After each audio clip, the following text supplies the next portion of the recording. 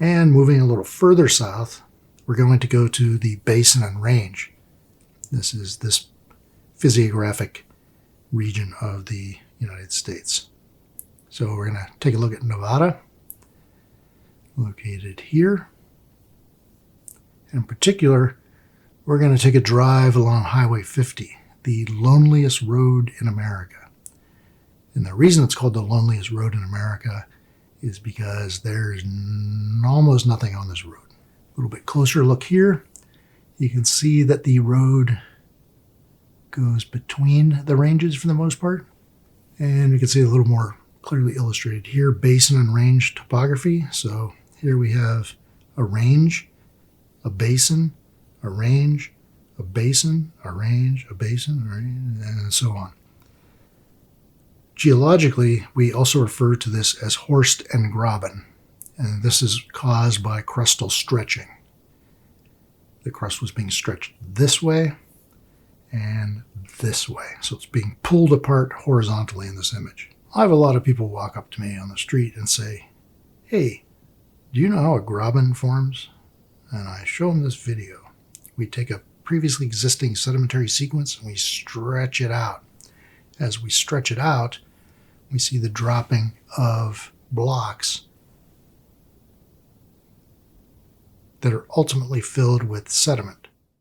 As the crust stretches, these blocks drop down along these normal faults, much in the same way that a muffin is going to crack as it expands during the baking process. So the crust of the muffin can't physically stretch, instead it breaks. The same thing happens in the case of Horst and Graben formation in rocks. And this is what it looks like on the ground. So I'm standing in a graben, which is German for grave, looking towards a range. This is just outside of Las Vegas. Red Rock Park is near here. And this is what it looks like in cross-section. So we see a horst, a portion of land that's sticking up. That becomes the range, truncated by a graben, which is a downdrop block. These downdrop blocks are bounded by normal faults. So again, taking a look at this basin and range, we're going to zoom in on, I believe it's a location right about here. This is the famous shoe tree on Highway 50, and a couple more images here. This is about the only tree for hours and hours of driving on the loneliest road in America. So I showed this in class a few years back. Someone got interested, and during break they actually drove down to this part of the world, and they came back with a sad report that somebody cut the tree down. And they asked, why would they do that? And I said, well, it's Nevada. If you can't bet on it or shoot it, you cut it down. Now we're going to move a little further to the north and east to the Snake River Plain. This is southernmost Idaho. This is sort of a banana-shaped feature that we'll take a look at on a map in a second, that was filled with water for a few million years, from the Miocene into the Pliocene. Types of fish that live in this lake at the time include the hard-headed minnow, about 3 meters in length, and trout that has a head about half a meter in diameter. This is Bruneau Canyon. It is a volcanic sequence of rocks here. These are lava flows that are common throughout the Snake River Plain.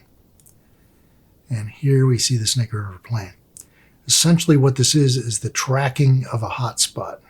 So below the crust, there's a plume in the mantle. Hot material is rising. That plume is moving across North America. It started out here in the Pacific, worked its way across Washington, generating the Columbia Plateau basalts, Snake River Plain, and now it's sitting right under Yellowstone Park. To the south, we have the Colorado Plateau. It was a basin for hundreds of millions of years. It's now uplifted about 5,000 feet, or about a mile, and we see some remnants here of previously existing sedimentary sequences. This is Monument Valley in sort of the northern border of Arizona, southern border of Utah. You may have heard of Winslow, Arizona from the song Standing on the Corner. or maybe you haven't. This is located near the meteor crater. This is the Winslow Meteor Crater, which is known as Meteor Crater. There's a campground, trailer park nearby, the Meteor Crater, which is called the Meteor Crater Campground. And you may have heard of this location. This is the Rio Grande Rift in Texas, and this in particular is the Cadillac Ranch. Have you heard the song from Bruce Springsteen, Cadillac Ranch? This is the Cadillac Ranch. Crazy guy stuck a bunch of old Cadillacs in the ground and leaves out cans of spray paint for you to express your feelings. Rio Grande Rift continues into New Mexico. This is along the Pecos River in northern New Mexico, not too far from Taos.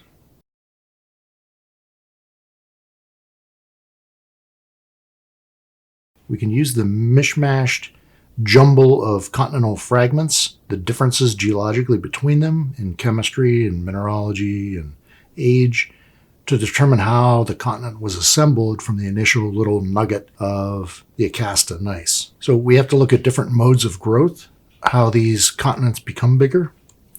This includes magmatic addition. The best example of this would be visiting Volcanoes National Park in Hawaii and watching Kilauea drain into the Pacific Ocean. It's adding to the crust of that island by pouring magma into the sea, or lava into the Pacific Ocean. We can add material via continental accretion, push two continental chunks together. And this can be done as accreted terrains or exotic terrains. So here we have an example of the accretion of a buoyant fragment to a continent.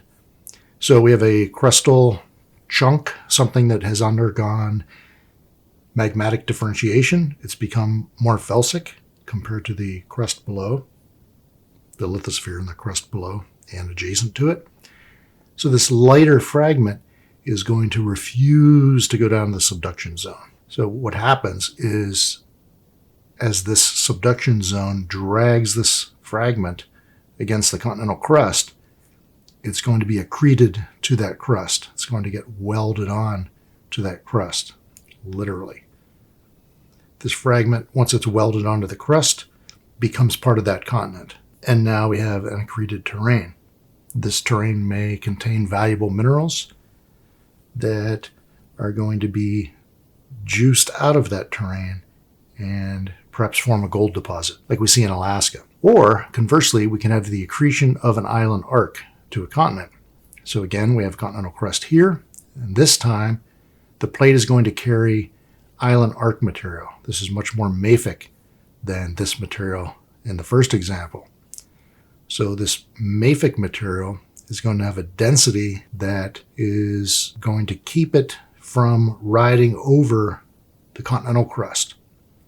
It's going to get pulled into the continental crust and eventually get welded onto the continent, as this did. In this case, we have some comparatively unmodified material. This has been through the ringer a few times. It's been weathered and accumulated sedimentary rock, then metamorphosed perhaps, then two more examples here. Accretion along a transform fault. In this case, we have land masses sliding past one another. In this case, plate B is moving to the left relative to plate A, which is moving to the right. They're going to slide past each other, and they're going to grind up these edges. So there's going to be some debris, breccia, generated along this transform fault. Ultimately, this fault may become inactive, and it could become inactive merely because the stresses that are forcing this transform fault to move have dissipated, or there's a bend in the fault. That bend in the fault can kind of lock it up. We'll see how that works in California later on in the course. And lastly, we have accretion by continental collision and rifting. In this case, we have continental plate A for India, and continental plate B for Asia. We have the Indian subcontinental plate moving to the north along this subduction zone. It strikes the continent, and like a slow motion car accident, it piles up the vehicles, the continental chunks here. And because of this piling up, coupled with the attempt to slide beneath the continent, we end up with some very high mountains. The highest mountains in the world are all in the Himalayas, or right next to the Himalayas. So we have a series of large thrust faults that are going to be exhibited in the mountainsides. Ultimately, these thrust faults are going to be deactivated as these two terrains are fused together, as we see today with the Indian subcontinent fused to the Asian subcontinent. Now, India is part of Asia. What does that look like in the real world?